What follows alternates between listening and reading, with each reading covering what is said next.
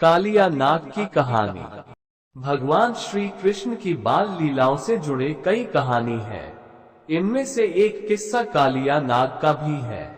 भगवान श्री कृष्ण ने अपनी लीला से उसका घमंड चूर चूर कर दिया था। चलिए बिना किसी विलंब के कालिया नाग की कहानी की शुरुआत करते हैं।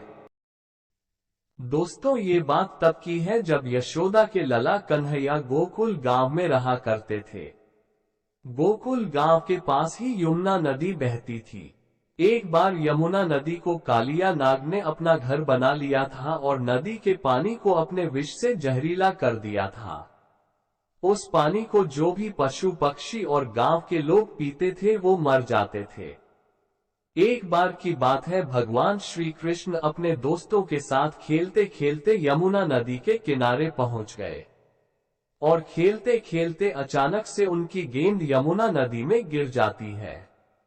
वो गेंद जिसका था वो जिद करने लगा कि हमें वो गेंद चाहिए। सबने बहुत समझाया कि हम तुम्हें वैसा ही गेंद लाकर दे देंगे, लेकिन जिसका गेंद था वो जिद करने लगा कि मुझे वही गेंद चाहिए। अब यमुना नदी के बारे में सभी को मालूम था कि उसमें कालिया नाग रहता है और उसका पानी जहरीला है। इसलिए मौत के डर से कोई भी नदी में जाने को तैयार नहीं हुआ था। तब भगवान श्री कृष्ण ने कहा कि मैं गेंद लेकर आता हूं। सभी बच्चे डर गए और सब भगवान श्री कृष्ण को नदी में जाने से रोका, लेकिन वह नहीं माने और नदी में छलांग लगा दिए।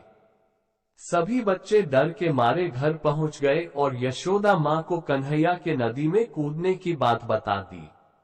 ये सुनते ही यशोदा मां डर गईं और वो फूट फूट कर रोने लगी। ये बात धीरे धीरे पूरे गोकुल धाम में आग की तरह फैल गई। गोकुल के सभी लोग दौड़े दौड़े यमुना नदी के किनारे आ गए, लेकिन भगवान कृष्ण अभी तक वापस नहीं आए थे। वहीं नदी में भगवान श्री कृष्ण को देखकर कालिया नाग की पत्नियों ने उन्हें वापस जाने को कहा, लेकिन भगवान श्री कृष्ण नहीं माने और तभी कालिया नाग जाग गया।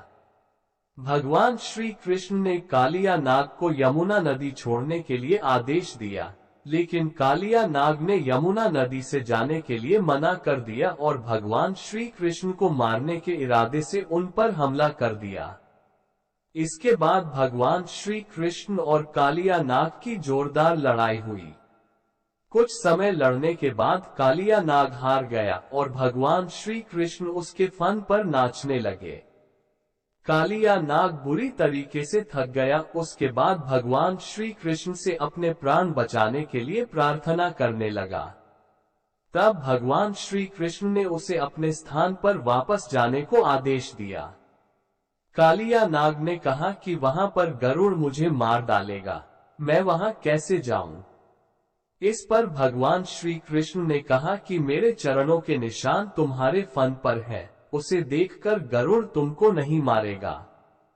इसके बाद कालिया नाग भगवान श्री कृष्ण को अपने फन पर उठाकर यमुना नदी से बाहर आ गया और इसके बाद अपनी पत्नियों के साथ अपने स्थान पर चला गया। भगवान श्री कृष्ण को नदी के बाहर सही सलामत वापस पाकर सभी बहुत खुश हुए। सभी नाचने गाने लगे और गोकुल गांव में उत्सव मनाया गया। दोस्तों, आप लोगों को ये कहानी कैसी लगी?